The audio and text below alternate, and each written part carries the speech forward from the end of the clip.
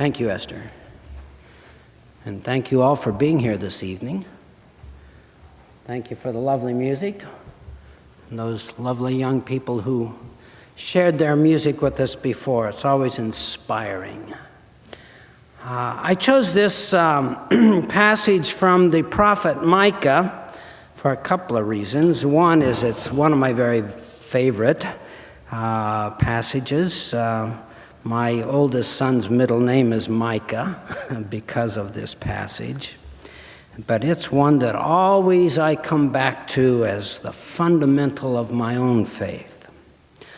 It says, there in the 6th chapter, in the 6th verse, "With what shall I come before the Lord and bow myself before God on high?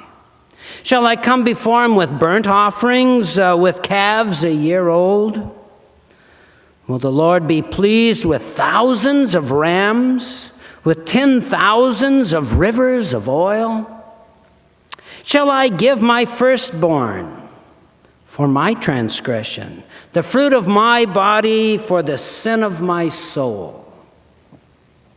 He has told you, O mortal, what is good. And what does the Lord require of you but to do justice, and to love kindness, and to walk humbly with your God?" Let us ponder these words of the prophet. Today, if we watch the news, we hear a lot about balancing things, particularly budgets. Both federal, and I'm sure we have a few church meetings where we talk about balancing the church budgets. But it's also true for our own personal accounts. When we look at them at the end of the month, they don't seem very balanced. The home expenses are growing, and the income, unfortunately, is not. We would always like to keep more than we pay out, but it's not always true. The financial crisis that we are experiencing as a nation is really taking the ho out of the holiday season. This season is normally a season of good cheer, and the predictions of a really reluctant sales season, the worst in several years, seems to be the things they like to tell us at 6 o'clock or 6:30. All of this is a product of that mountain of debt, both mortgages and credit cards and corporate and governmental debt that now threatens to undo us. And now the holidays, that time of the year in which we usually take out our wallets and spend enthusiastically? Well, I don't know. We're still counting the budget, I think. But what I want to talk about this morning, wait, it's not morning, is it? This evening, see, I always get a little out of rhythm when we worship at night. What I want to talk about this evening is rediscovering humility. The prophet Micah spoke, "Thus saith the Lord," to a community that was really out of balance. They pretty much left the traditional worship of God, the God who had guided them out of the bondage of imperial Egypt. And yet the people claimed to be faithful.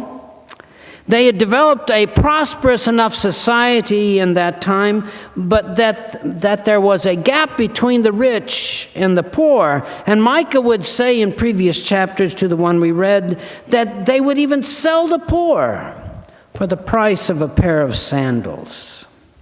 Now, we could stretch the connection between that time and ours as a sense of gap between the really rich and the rest of us, as we hear about the lack of food in so many homes, even in the food closets and the programs around the country, the shelves are bare. And that spike in unemployment, another spoke in the economic spiral down. Those in Micah's time who still had a smattering of religious motivation would clamor, "But what shall we do? What sacrifices would be effective to make God happy?" Now, we might be asking ourselves these days, what can we do to extricate ourselves from this depressing situation? To please the God that we serve, what can we do? Micah said then to them and now to us, not with burnt offerings of calves or rams, not with 10,000 rivers of oil, not even with your firstborn child. He has told you, O mortal, what is good, and what does the Lord require of you, but to do justice, and to love kindness, and to walk humbly with your God. It's this last requirement that I think we need to reclaim for ourselves. For the overwhelming pride of the Wall Street mavens and the overconfident sense that we have control over our economic lives have now resulted in a crisis the likes of which has not been seen since our parents, or at least my parents, or maybe your grandparents' time, and that was called the Great Depression. The crisis not only threatens us personally, but it threatens the whole world with economic and political instability. And I want to talk about humility. Humility has to do with dirt.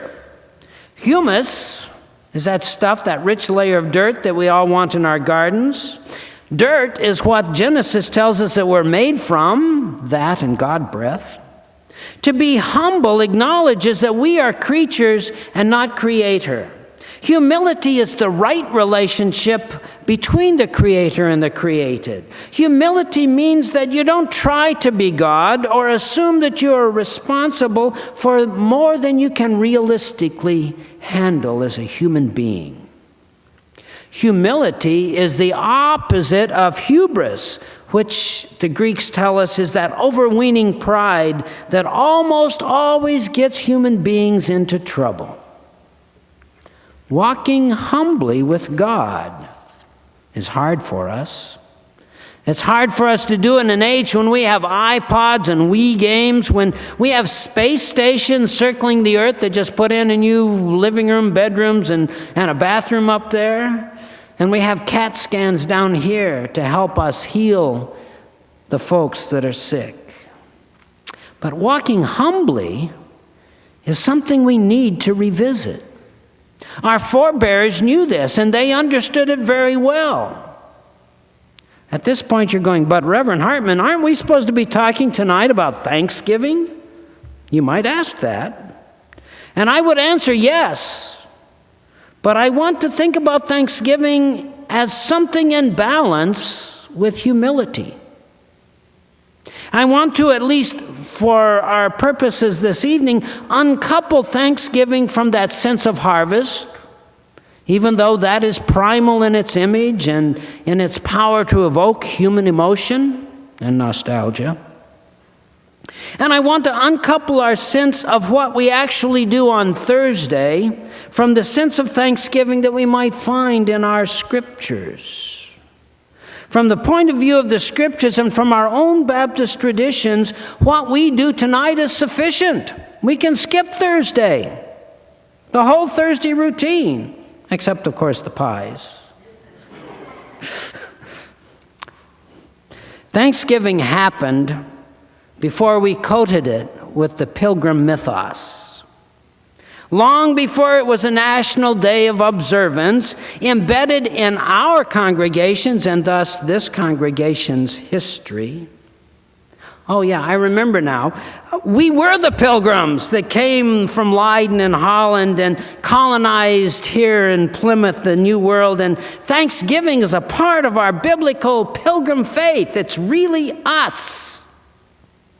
The first mention of Thanksgiving is placed in our ancient records as an entry in which the year is mostly illegible, but it comes right after December 1667 and right before February of 1668. So most likely the date of this entry is January in the year 1668, Old Style. December 67 1667, was when the town of Swansea and the church in Swansea were bound together by a newly written covenant. It was the work of Thomas Willett and John Miles, our founding pastor. And it was the document that set down the relationship between township and congregation. And immediately after that event is recorded in our church's history, we find this other note written in John Miles' own hand: ordered that day, a day of thanksgiving be kept the next third of the week at Brother Brown's for to return praise to our God for preserving our liberties and vouchsafing to us such other mercies, both corporal and spiritual, as we do enjoy. They were scheduling a party. It was the first day of Thanksgiving that we know of in Swansea. Here is the celebration of a church newly formed, of a spiritual adventure experiencing success. But there was a balance to this moment of thankful celebration. It began earlier in that year of 1667, probably in March, when it was written in our records, ordered that the third day next be set apart to humble ourselves before the Lord and seek Him by fasting and prayer, that He would be pleased to pardon sins. And then in April, again, it is ordered that the brethren here behind seek the Lord by fasting and prayer for them and for their church, etc., on said day. Clearly, the day when the town was established, that day of thanksgiving and feast, was balanced by the previous days of prayer and humiliation. Days when the creatures pondered the fact that they were not the creators of their own lives or futures. In their prayers and ponderings, they waited for the grace of God to be given them. Now, there were other mentions of thanksgiving and humility together. In July of 1669, in regard of God's heaven having visitation by sickness of several known to us and generally of all, it is ordered that the third day of next week be kept a day of public humiliation and prayer to seek the Lord's mercy and favor, etc. They like to put that in. And soon followed in August, ordered that this day a month be kept publicly a day of thanksgiving for God's gracious return of our prayer on 2 late days of humiliation, in giving us seasonable weather and restoring of health to such as were visited, and preserving others from sickness, according to our poor petitions, etc. From these ancient records we learn this, that our early Baptist forebears understood that thanksgiving was a response to the experience of God's grace and mercy. It was a response that publicly expressed, shared with all the communities around. But the origins of thanksgiving were in the sense and rituals of self-humiliation, of understanding the vulnerability of the human situation, of understanding that faith in a gracious God allowed them to endure hardship and face challenges until God granted the mercy. The origins of thanksgiving were in understanding the human responsibilities and the limitations of our capabilities.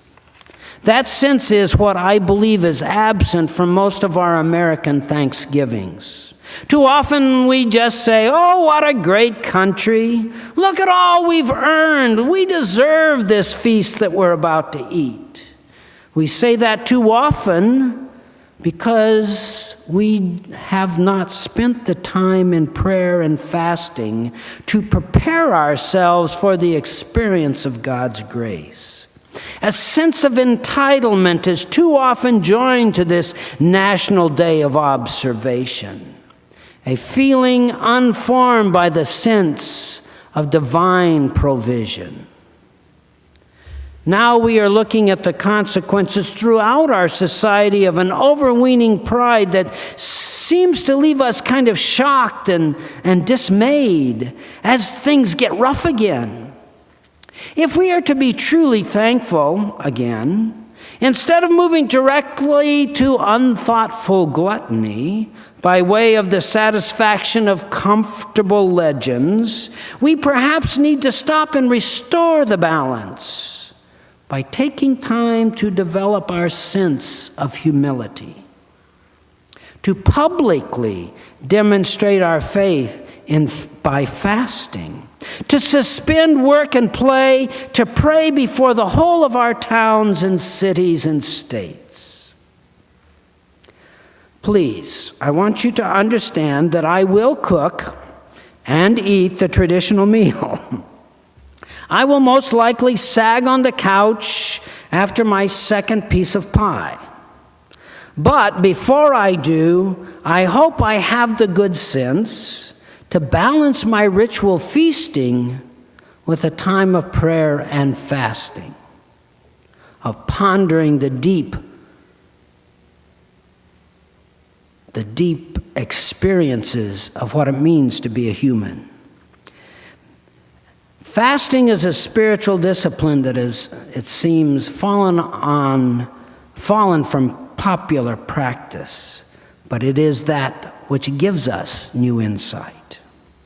We know that in every community there are hungry people, homeless people, children even living in boxes and cars.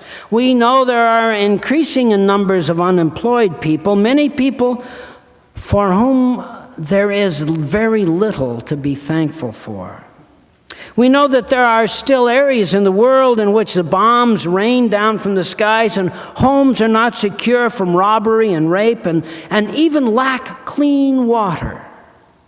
We know that our prosperous lifestyles are going to change because the wealth of the world is shifting by the demand for scarce resources and political policy. We know that God asks us to do justice, to practice kindness, and to walk humbly in divine relationship. We should begin to assume then that the only way we will be able to know real thanksgiving is when we put ourselves in that proper relationship to our neighbors and to our God, a relationship of humble but mutual care. We should begin then to practice humility with prayer and fasting, publicly even. When we as persons or families or congregations restore the tensions between the rituals of fasting, prayer, and humiliation and those of thanksgiving, when we liberate our stories from the bondage to insensitive custom and wrongly told national story, then we can restore the balance, the creative and necessary balance between living in humility before God and the grateful, joyous expression of thanksgiving for God's eternal mercies and grace. Amen.